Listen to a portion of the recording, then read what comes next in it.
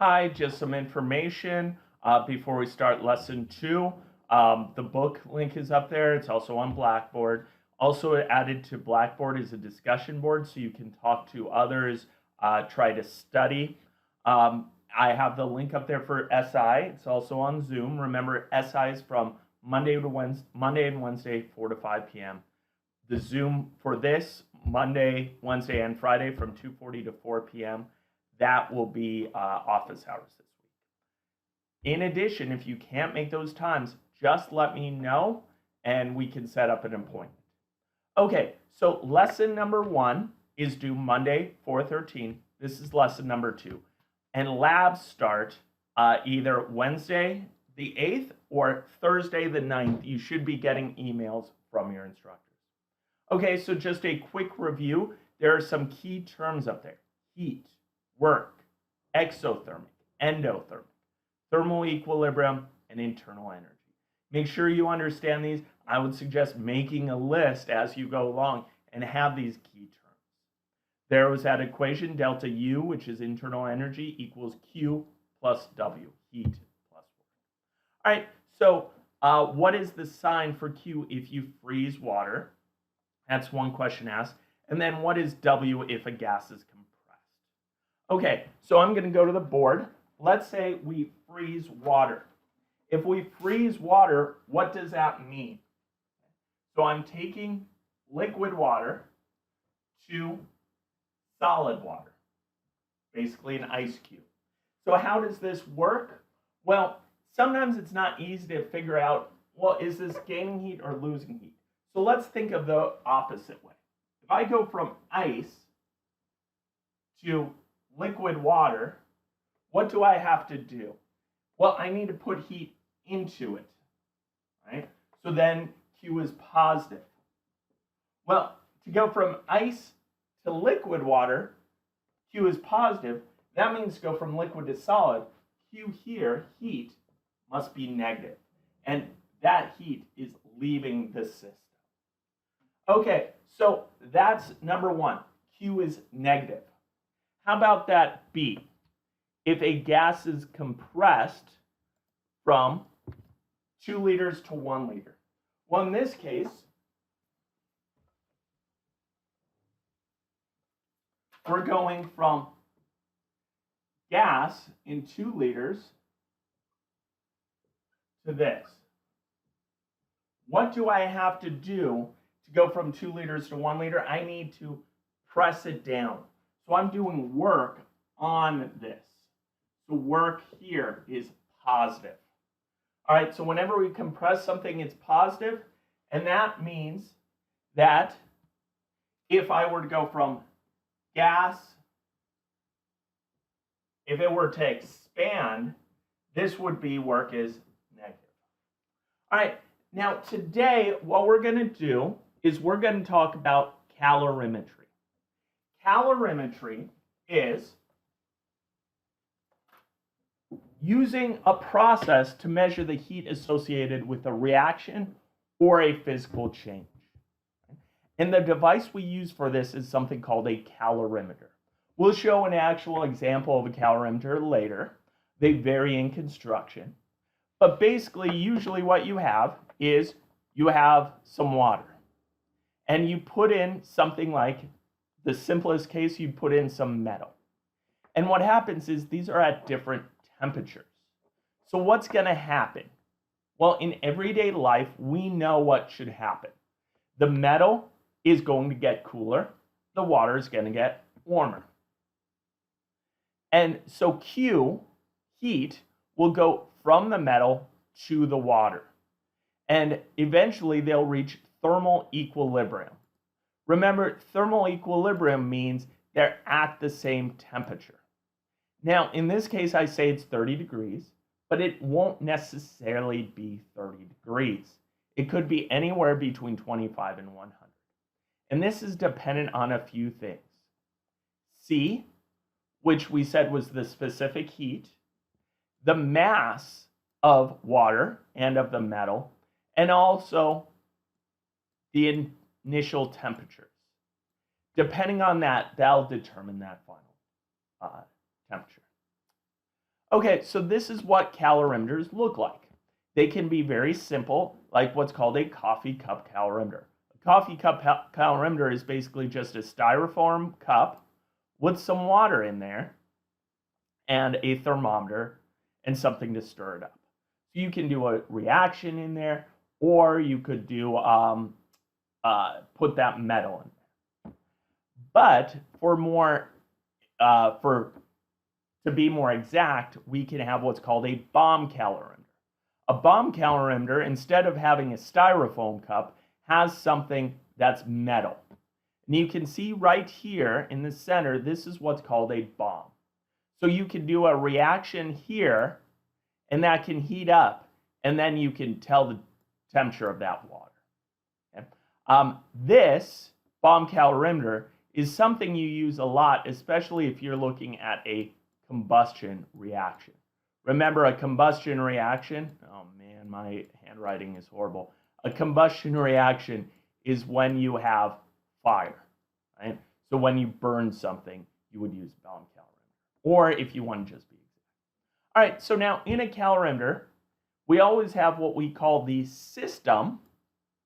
The system is whatever substance is undergoing the change or reaction.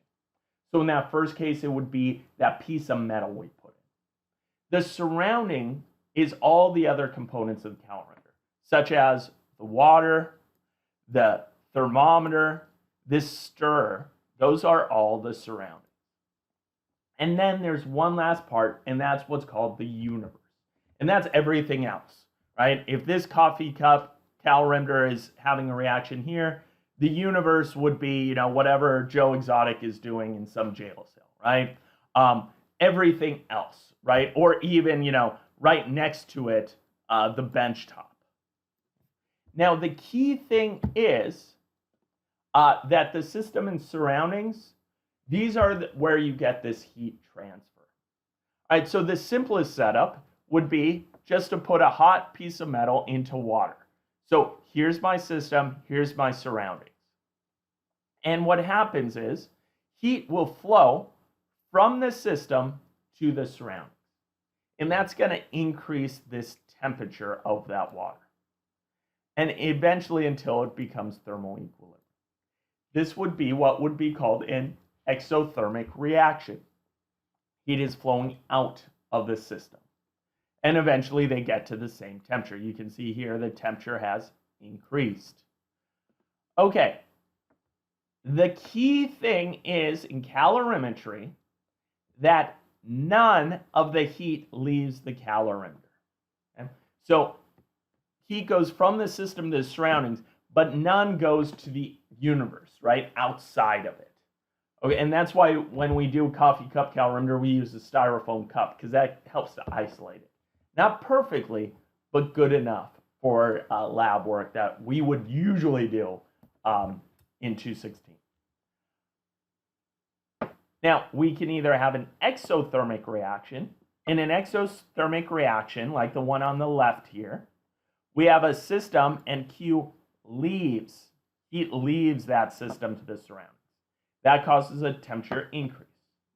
We can also have an endothermic reaction, and that's where heat will go, I drew it from outside, but it's really from the water, right, into that system. And in that case, it lowers the temperature. An example of this is when I have a hot drink or even room temperature drink, and I put in ice cubes. Those ice cubes are taking in that heat, right, which then cools down the soda or whatever I'm drinking. Now, here's the key thing. In calorimetry, we have conservation of energy. That means that Q system plus Q surroundings equals 0. Or, to put it a different way, in a more useful way, the Q of the system equals negative Q of the surroundings. What that means is that any energy lost by the system goes to the surroundings. Or any heat gained by the system means the surroundings had to lose, right? And that's why this negative sign here is so important. Okay, so let's do a problem. This is a calorimetry setup, like we said, where we put a piece of metal into water.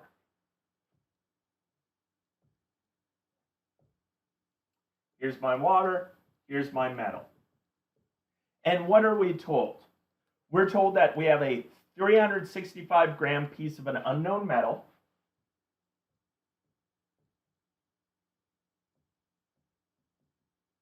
All right, so this is a mass.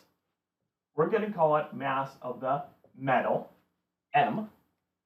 We have that is initially at 246.0 degrees C. That's the initial temperature of the metal. And we drop that into 425 ml of water at 24 degrees C.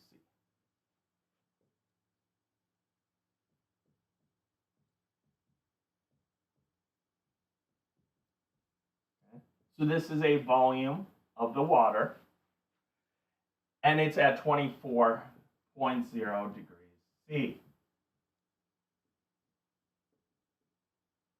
It's important to, A, determine, hey, when I talk about this, is this the temperature of the water or of the metal?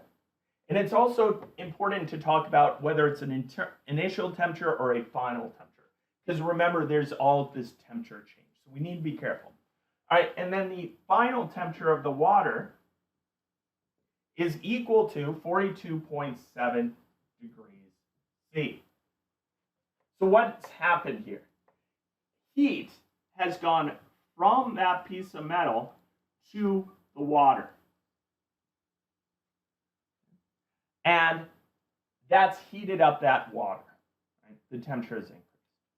And we're asked, what is the specific heat of that metal?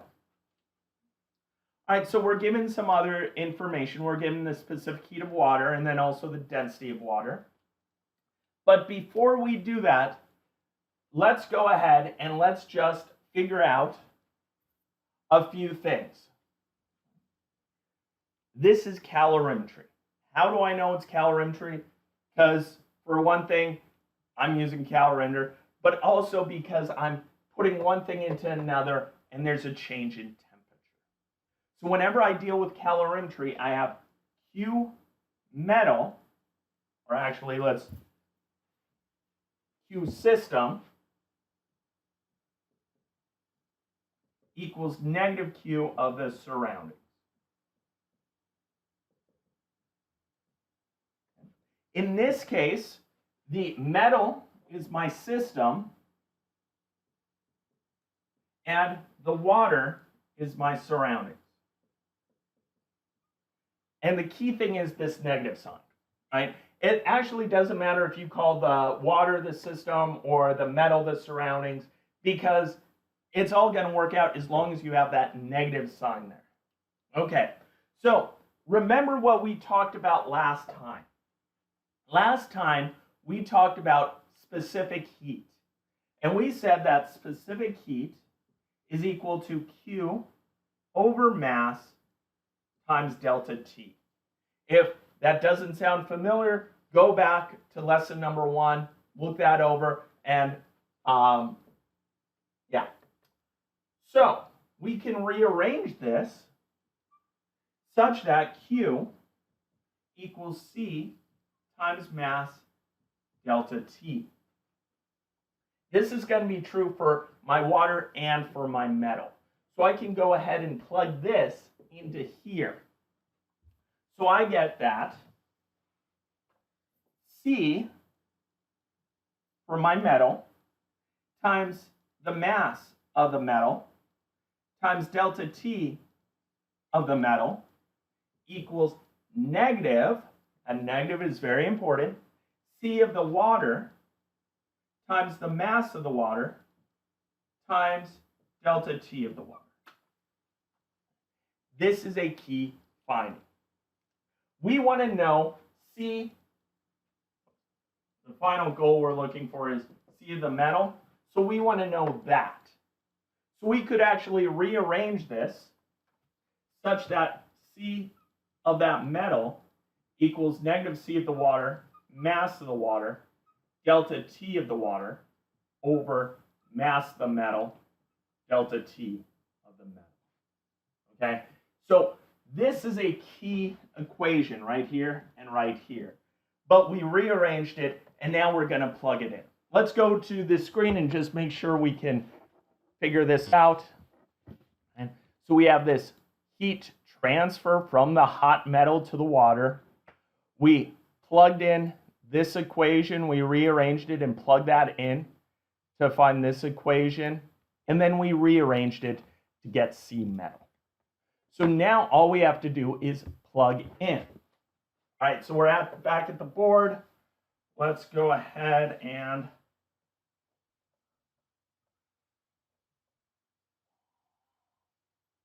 say we have C metal equals negative C water times the mass of water times delta T of the water over mass of the metal times delta T of the metal. Okay, so I'm going to start plugging stuff in. So we're told the specific heat of the water, okay? It's told 4.184 joules per gram degrees C.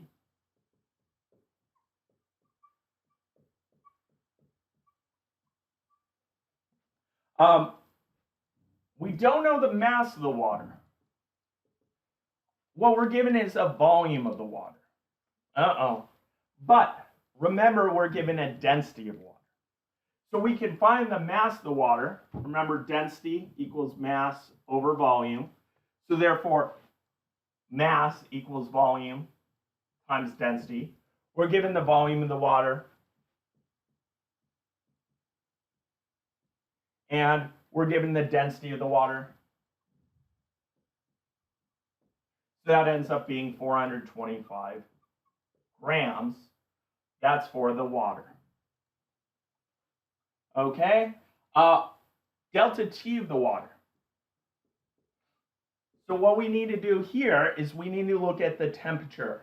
All right, so we're told the temperature starts off at 24 degrees. So that's my initial temperature.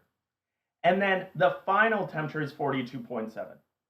Remember, delta is change. So it's always final minus initial. So that's 42.7 minus 24. That's going to give me 18.7 degrees Celsius. All right, so this is all my top. So I'm going to go ahead and plug these in.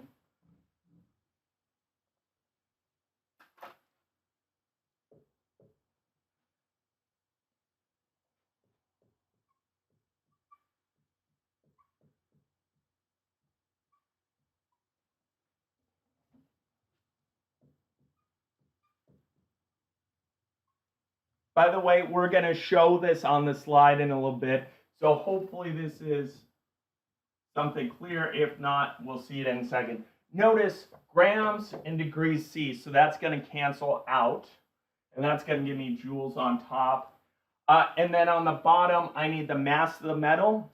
We're told that in the problem. It's 365 grams. And delta T, the delta T for the metal is going to be the final temperature of that metal minus the initial temperature of the metal. If I look at the problem, it tells me the initial temperature is 246 degrees C. But what's the final temperature of the metal? It never says. I have the initial temperature of the metal, I have the initial temperature of the water, and then it says the final temperature of the water. What does that mean? Well, remember, we have thermal equilibrium. What that means is the final temperature of the water is the same as the final temperature of the metal. So that's 42.7 degrees C. I can do this math. This is negative 203.3 degrees C.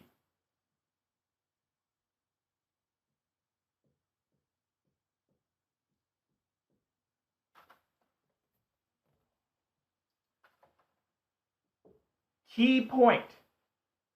This is the delta T of the water. This is the delta T of the metal. This is positive, this is negative. One's going to heat up, one's going to cool down. It never happens that they both heat up or they both cool down. That's not possible.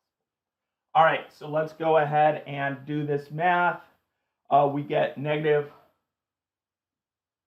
33, 252 joules on the top. And then negative 74, 204.5 grams, degrees C on the bottom. I can plug those in, and I'm going to get 0.448 joules per gram degrees C. Okay, so notice that the final answer I get is positive. That's because specific heats are always positive. They're never negative. So that's why that negative sign there is really important. If you ever end up with a negative, see, you did something wrong. All right, so let's look at this.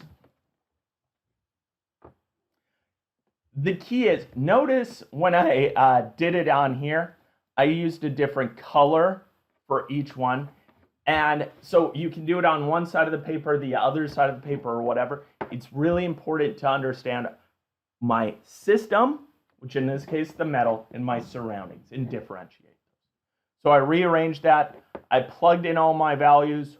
One, my temperatures was, or delta T's was positive. One was negative. And that ended up giving me a positive C, or specific heat. Okay. We're going to go through, or you're going to go through and do another problem. This is on the worksheet. So here we have a 45-gram aluminum spoon, and I give you a C for it, and I give it, say it's at 24 degrees C. We placed it in 180 grams of water. Here is the C of the water at 85 degrees C. These are initial temperatures. And it says it reaches thermal equilibrium. So what's going to happen? The spoon is cold, the water's hot. So heat is going to go from the water to that spoon. All right. And so this has two parts. We'll do the first part here. So a student calculates the final temperature is 88 degrees C. How do we know this is wrong? Well, notice the water started off at 85 degrees. The spoon at 24 degrees. My final temperature has to be somewhere between these two. It can't end up at 88 degrees. So the final temperature has to be somewhere in between. All right, so you go ahead and use this same equation here to figure this out and then plug that in. Okay, and find the final temperature. So please go ahead and do it. It's on the worksheet, and then I will post another video that goes through this problem. Okay, so let's go on. So this is just a little bit of a review. We have Q system equals negative Q the surroundings. Well, it turns out that, chemistry, it's pretty boring just to put pieces of metal into water. So what do we do instead? We can have an actual reaction occurring. So we can have reaction, and now, if we're talking about reactions, my system is that reaction. So I have Q reaction plus Q of the surroundings, in this case it could be water, equals 0. And so I can say Q of reaction equals negative Q of the surroundings. And my reaction can either be exothermic, that means it's giving off heat, or endothermic, meaning it gains heat. In this case, the temperature of that water is going to increase. T water increases. Here, the temperature of that water is going to decrease. All right. Now, there are a few types of reactions, and these are ones we'll talk about in lab, and also later. So here, by the way, I said a generic equation, just A plus B going to C. Some reaction, I don't know what. Right? So we have two types of reactions we should know about for bomb calorimeters. One is what's called the heat of solution. Sometimes it's also called dissolution. It's kind of annoying that the two things that sound different mean the same thing. But this is the energy change associated with dissolving 1 mole of a substance into water. So, for instance, taking NaCl and putting it into water. So I got NaCl solid, that's salt, going into NaCl aqueous. Another type of reaction is combustion. So this is when I take 1 mole of a substance and I burn it. Both of these can be done with calorimetry. The heat of solution can be done with a coffee cup calorimeter. But whenever I talk about heat of combustion, this would have to be done with a bomb calorimeter. Okay?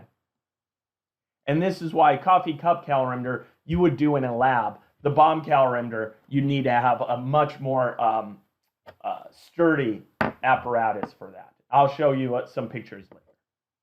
Okay, so let's do a problem like this. So we have 3 grams KCl. We add that to 0.3 liters water in a calorimeter. The temperature decreased by 1.05 degrees C, the water temperature. How much heat is dissolved in the dissolution of KCl? What assumptions were made? We're given the specific heat of water. All right, so let's do this at the board. So we have KCl, that's an ionic salt, potassium chloride. If you look at the periodic table, I got to have my big one here. I have potassium here and my chlorine there, right? That's ionic. So I put KCl into water. It's going to go to form K plus and Cl minus. Let's go ahead and just talk about the KCl and what's happening with the reaction. Or sorry, with the water.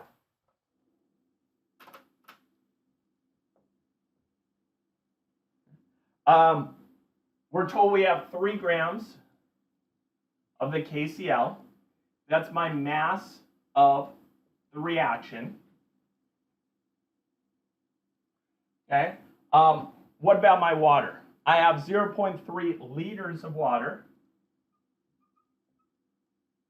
This would be 300 mLs. I can use that density to get 300 grams of water.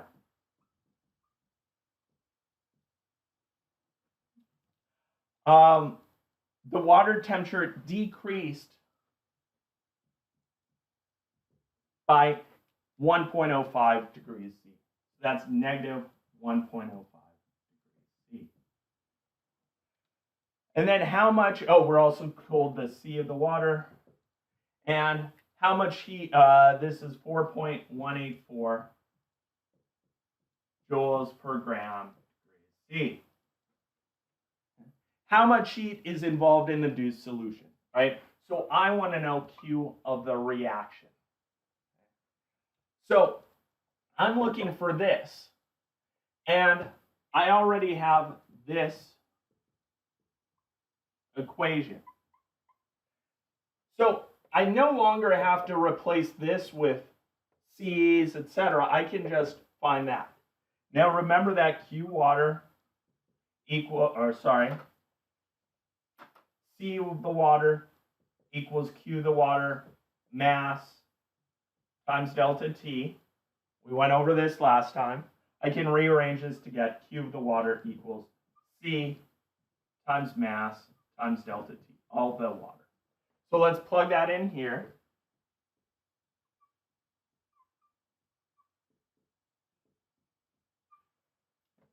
that's going to go ahead, and that's going to allow me to find the Q of the reaction.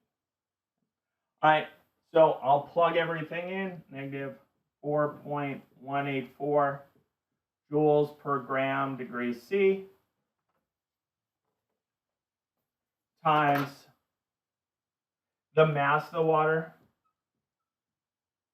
and then times the change in temperature of my water. Notice I have a negative here and a negative here, so that's going to give me a positive Q. All right, so I do the math, and this ends up being 1320. Grams cancels out, degrees C cancels out, and I get joules. Positive 1320 joules. I could, if I wanted to, convert this from joules to kilojoules, and this would be 1.32 kilojoules. What does that mean?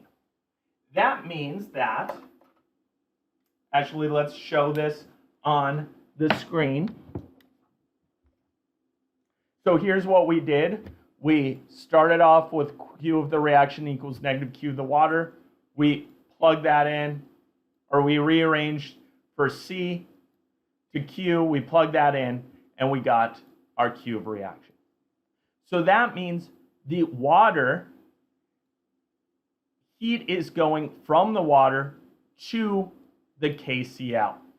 So that means this is a endothermic reaction. Heat is entering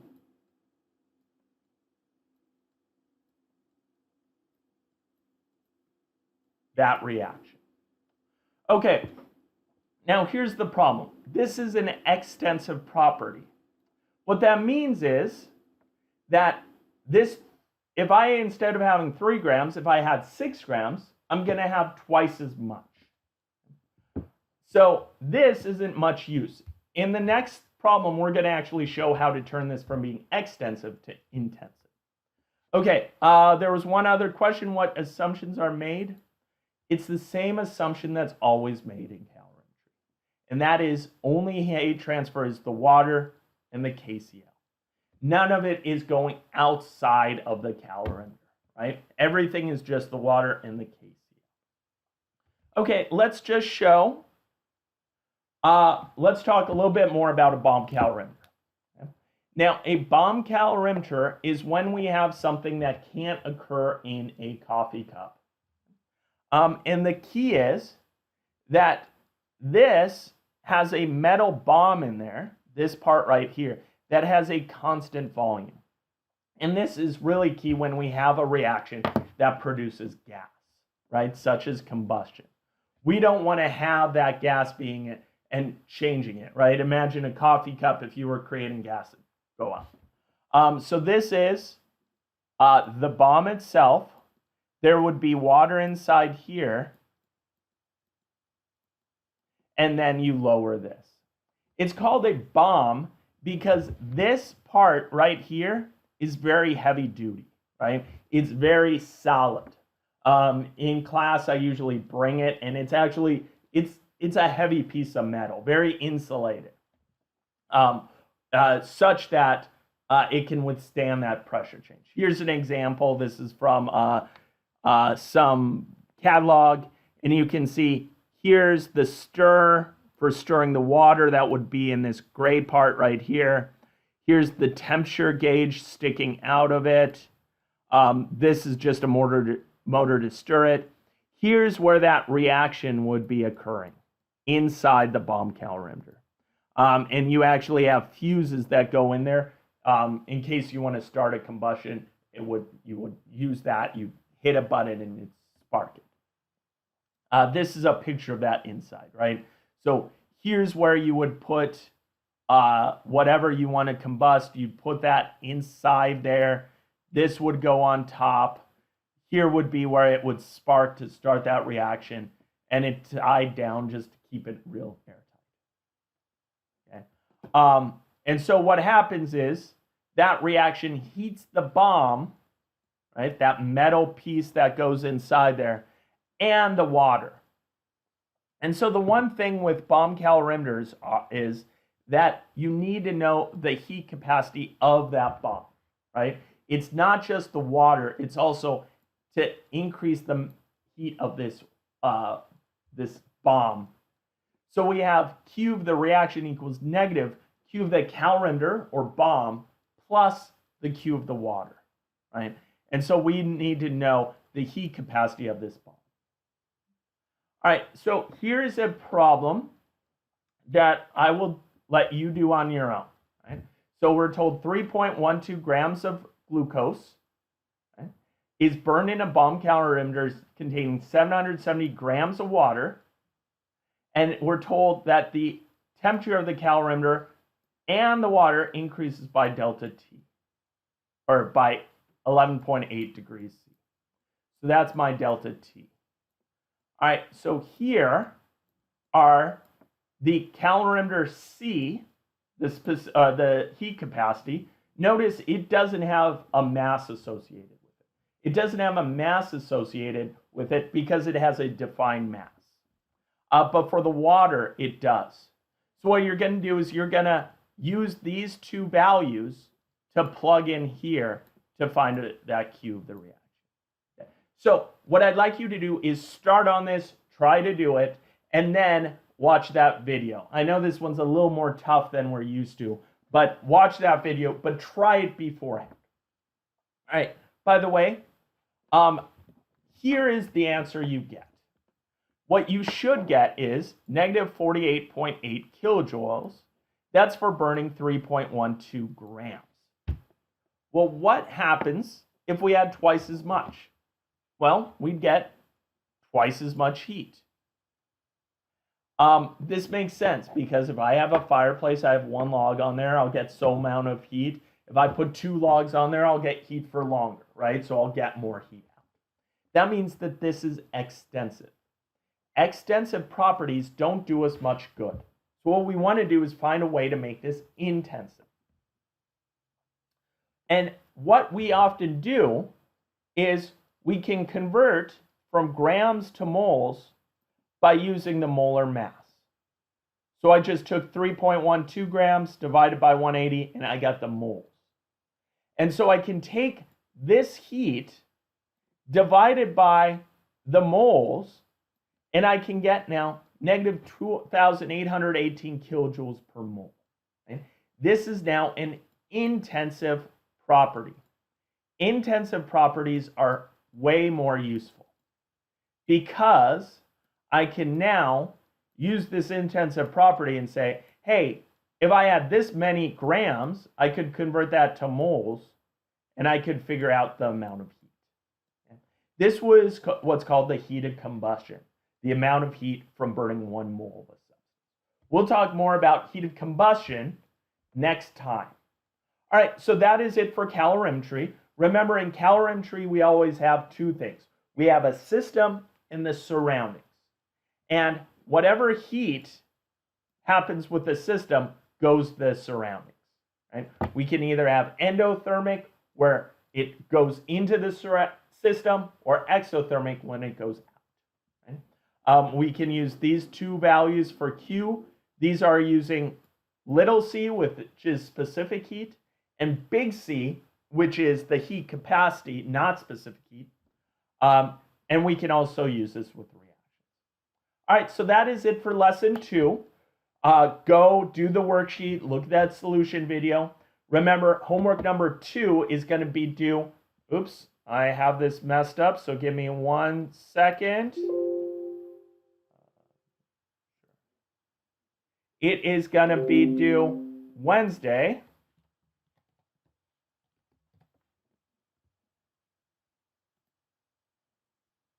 (4:15). Wednesday 4:15. Oops. And that's going to be via Sapling. Okay. I probably should have just done this via the magic of editing, but now you can see it's due next Wednesday. All right. I will also post the next lesson on Friday. Remember, go to your labs. They start Wednesday, April 8th, or Thursday, April 9th.